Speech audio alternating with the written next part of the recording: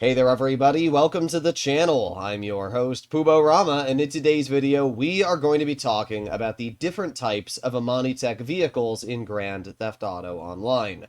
I bet that all of you know what Imani Tech vehicles are, but how many of you knew that there are 5 different variations of Imani Tech vehicles that have different upgrades, armor capabilities, or performance going for them? Well, in today's video, we're going to be going over all the different types. So, as always, if you do learn something new and you end up enjoying this video, please consider smashing that subscribe button down below. I post daily content on everything that you need to know about Grand Theft Auto Online. With that being said, well, let's get straight into it. We're going to start off all the way at the beginning of the list here with the most basic type of Imani Tech cars, and that is the Missile Lock-On Jammer. There's a huge, and I mean absolutely huge, list of vehicles that Rockstar has now added that feature Missile Lock-On Jammers. You'll have to Google the whole list. There are plenty of websites like GTA Base that list them all. But there's probably over 100 cars now that feature the Missile Lock-On Jammer. The only way to equip that upgrade is to bring these vehicles over to your agency, and it's counted as an Imani Tech upgrade. So therefore, I do consider all Missile Lock-On Jammer cars to have Imani Tech armor. Now, they don't feature any enhanced protection, should I say, apart from the fact that they can't be locked on by a missile.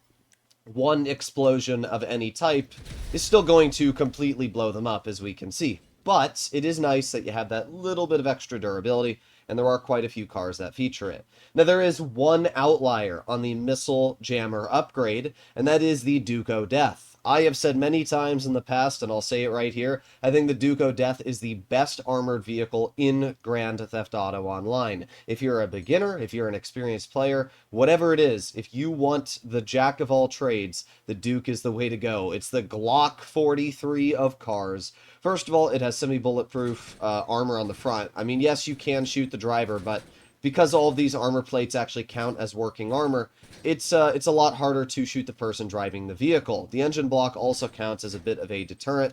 The full back of the vehicle is completely bulletproof, as we can see.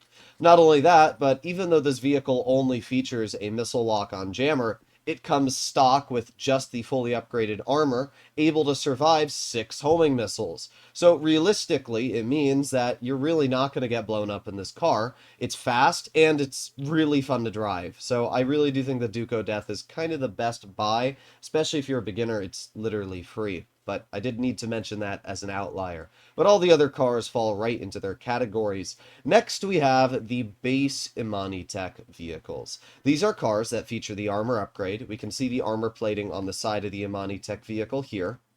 So that means that these vehicles can survive upwards of 10 homing missiles, 4 sticky bombs, and they all feature the Missile Lock-On Jammer.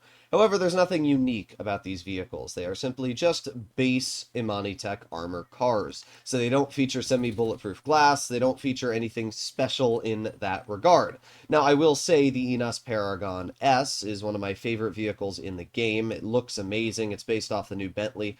And yeah, if you're a big fan of this car, I'd still recommend to pick it up, even though it doesn't have anything special going for it, because at the end of the day, how often are you going to be hit by 10 homing missiles with a missile lock-on jammer? Pretty slim to none. But the next group of Imani Tech vehicles, I would definitely say kind of leave those ones in the dust, and that is because these ones do feature semi-bulletproof glass, as we can see. There's quite a few of them. Basically, all of the OG Imani Tech vehicles, which were added with the agency, feature semi-bulletproof glass. Maybe Rockstar realized, we shouldn't give the cars everything, and then stopped giving the future ones semi-bulletproof glass, because I don't think we've had any new Imani Tech vehicles feature any level of bulletproof protection, but it's nice that some of them still do have it. The Debauchee Champion and STX are the two we have here, and I would honestly say if you don't own the Buffalo STX, it's probably the best overall Imani Tech car in terms of speed, in terms of semi-bulletproof glass, explosion resistance. I'd probably rank it right up there next to the Duco Death over there. The STX is just a fantastic car. But yeah, these vehicles really don't have any downsides to these two here. They don't. They just have flat advantages. So I should clarify that right now. But now we arrive to the upside and downside category. See, these vehicles don't have semi-bulletproof glass, as you can see, right? We've got the semi-bulletproof glass. Now we have the explosion resistance electric vehicles. For an interesting reason, Rockstar decided that electric cars will survive more explosions than gas cars. I guess it's because they don't have gas in their, vehicles that can explode. But yeah, these vehicles don't feature semi-bulletproof glass, but what they do have is the ability to survive 10 sticky bombs. That's a big advantage, right? These all only survive 4 sticky bombs. And yeah, being able to survive 10, that is almost 3 times the durability. Now, the homing missile durability is still the exact same. So if somebody's firing homing missiles at you and you're in the STX, you're going to survive 10, and it's going to be the exact same 10 when in these vehicles here. But it is still quite nice knowing that if somebody does throw sticky bombs at your car, you can survive quite a bit longer.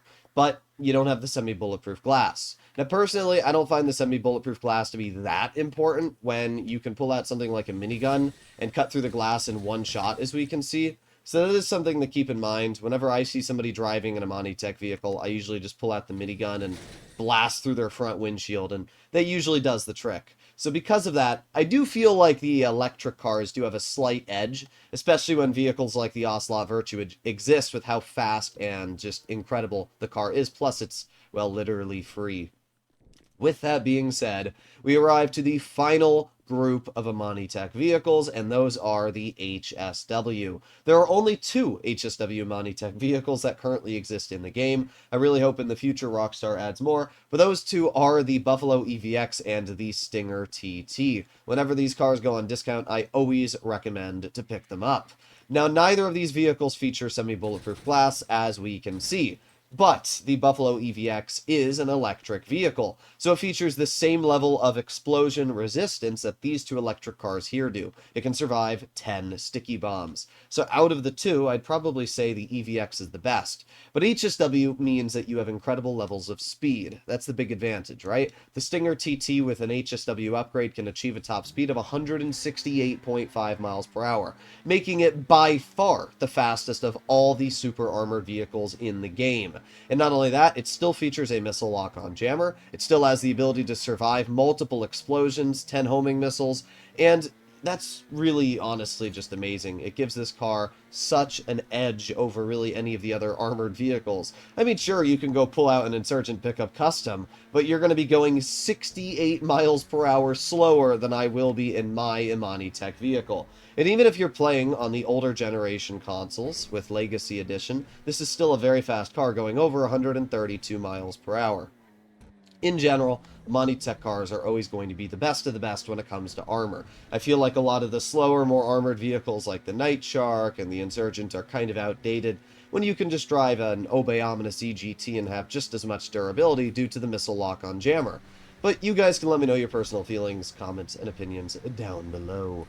Either way, that is all 5 of the different type of Imani Tech vehicles. And make sure when you're purchasing a car, you know which of them you are getting. Because not every YouTuber does classify this car has semi-bulletproof glass, this one doesn't. I have posted a video on every single Imani Tech vehicle if that's something you do want to take a look at. But either way, hopefully you enjoyed the video, and I'll see you all in the next one. Bye-bye!